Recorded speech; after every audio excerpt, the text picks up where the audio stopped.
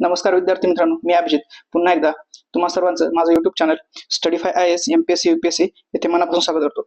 आज आपण MPSC चा जो ग्रुप सी चा जो पेपर झाला त्याच्या सायन्स सेक्शन चे आपण पॉसिबल आन्सर बघणार आहोत, म्हणजे संभाव्य उत्तरे बघणार आहोत. तर चला मग सुरू करूया. तर हा होता सायन्स सेक्शनचा पहिला प्रश्न. हा ग्रुप डी आहे मित्रांनो. जो पेपर अवेलेबल झाला तो आपण सध्या घेतलेला आहे. तर याचा प्रश्न असा आहे, एका घरामध्ये एक 100 वॅट क्षमतेचा पंखा दररोज 10 तास चालवला जातो.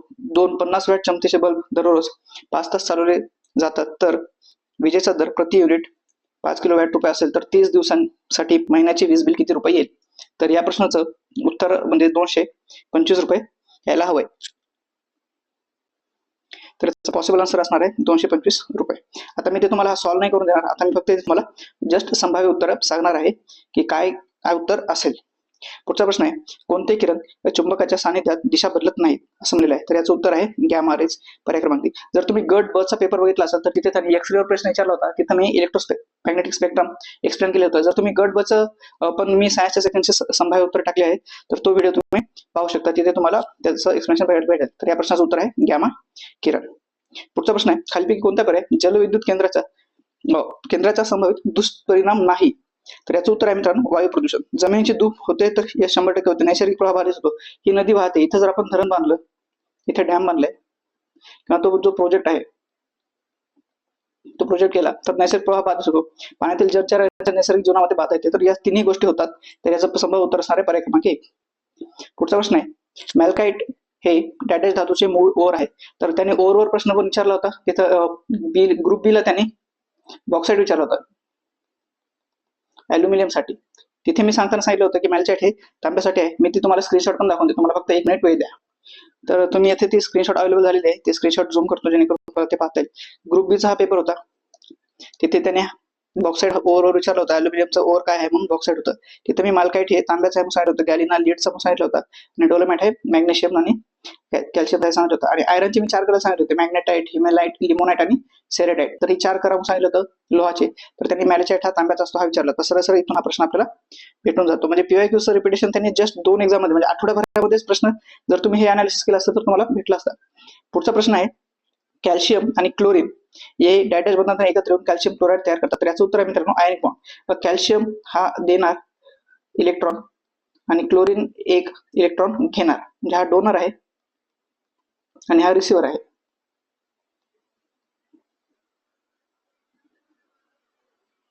तर हा रिसिव्हर आहे, हा इलेक्ट्रॉन घेतो. तर जेव्हा इलेक्ट्रॉनचं कम्प्लीट ट्रान्सफर होतो म्हणजे देतो आणि घेतो त्यावेळेस आयनिक होतो. सहयुज बॉन्ड मध्ये इलेक्ट्रॉन शेअर होतात, वाटून घेतले जातात.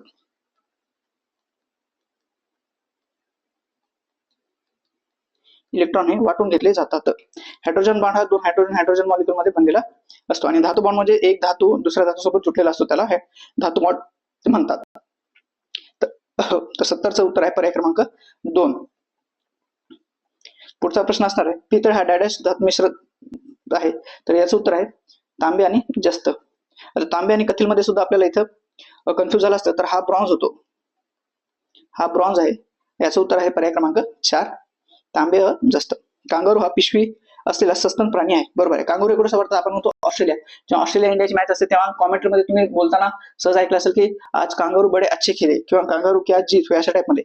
तर तिथे कांगारू म्हणजे ऑस्ट्रेलिया आणि टास्मानिया गवताळ प्रदेशात आढळतात. बरोबर आहे. ते स्थलीय आणि शाकाहारी आहेत, हे सुद्धा वाक्य बरोबर आहे. त्यांचे पुढील पाय खूप लांब व शक्तिशाली असतात तर मागील पाय लहान असतात. तुम्ही कांगारूंची कुठे इमेज बघितली तर पुढचे पाय एकदम छोटे असतात, इथे पोटाजवळ पिशवी असते आणि खालचे पाय खूप मोठे असतात. तर याचं क ला जर आपण इलिमिनेट केलं तर हे वाक्य पर्याय क्रमांक 3 जाणार. आता अ सर्वेकडे आहे तर अ बरोबर असणार. बरोबर. आता ड बघूया. मादीला भ्रूण पिशवी असते, तिला मार्सुपियम म्हणतात. तर हे ऍज इट इज UPSC ने पण विचारलेलं होतं. तर तिला मार्सुपियम म्हणतात त्या पिशवीला. आणि ज्या प्राण्यांच्या पोटाला पिशवी असते त्यांना मार्सुपियल्स म्हणतात. काय म्हणतात?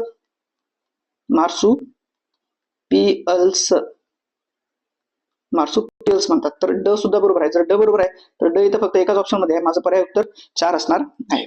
पुढील प्रश्न आहे, घातक सबटर्शियन मलेरिया हा कशामुळे होतो? तर याचं उत्तर आहे प्लाझ्मोडियम फॅल्सिपारम, पर्याय क्रमांक 2 याच्यामुळे होतो. हा सर्वात डेंजर टाईपचा मलेरिया करू घालतो. तर हे बाकी सगळे फॅल्सिपियम ओव्हॅली, फॅल्सिडियम व्हायवॅक्स आणि प्लाझ्मोडियम मलेरिया हे सर्व पण मलेरियाच करतात, पण जो हा वाला परीक्षा आहे त्याचं उत्तर आहे पर्याय क्रमांक 2. पुढील आहे खालीलपैकी कोणत्या झोएड निडारियामध्ये संरक्षण आच्छादनाचे काम करते, तर याचं उत्तर असणार आहे पर्याय क्रमांक 1 डेक्टेलिओ झॉइड. तर हे याच्यामध्ये काम करणार आहे. भुईमुगावर टिक्का रोग कारक जीवामुळे होतो, तर याचं उत्तर असणार आहे पर्याय क्रमांक 2 सार्कोस्पोरा. 2019ला त्याने प्रश्न विचारला होता. ती इमेज मी तुम्हाला इथे दाखवतो, मला फक्त 1 मिनिट वेळ द्या. तर आपल्याजवळ ती इमेज आलेली आहे मित्रांनो, तुम्ही पाहू शकता. हे इमेज मी जेव्हा झूम करतो तेव्हा इथे लिहिलेलं आहे सार्कोरियम पर्सोनाटा किंवा सार्कोरियम ॲकॅर्डिओडिक आर्चिओडिक हे त्याचे 2 एजंट होते. भुईमुग टिक्का हा 2019चा प्रश्न होता. तर आपल्याला पीवायक्यूचं अनालिसिस याच्यासाठी करायचं असतं, कारण बार बार आठवड्याभराने जर तो पीवायक्यू रिपीट करत असेल तर आपल्याला किती सारे त्या गोष्टीचा फायदा होणार आहे येणाऱ्या एक्झामसाठी ते तुम्हाला बघायचं. आता मी इथून ही इमेज रिमूव्ह करतो. तर याचं उत्तर आहे पर्याय क्रमांक 2. पुढचा आहे मॅरेबिलस ज्याला आपण 4 o'clock प्लॉट म्हणतो. ही वनस्पती कोणत्या कुळातील आहे, तर याचं आहे निक्टाजेनेसी या फॅमिलीमधील ही वनस्पती आहे. पुढचा प्रश्न आहे शेंगवर्गीय पिके हवेतील नत्राचा उपयोग खालीलपैकी कोणत्या सूक्ष्मजीवांच्या मदतीने करू शकतात, तर याचं रायझोबियम हे असणार आहे. आता बुरशी काही झाडांच्या मुळासोबत मायकोरायझिया तयार करते.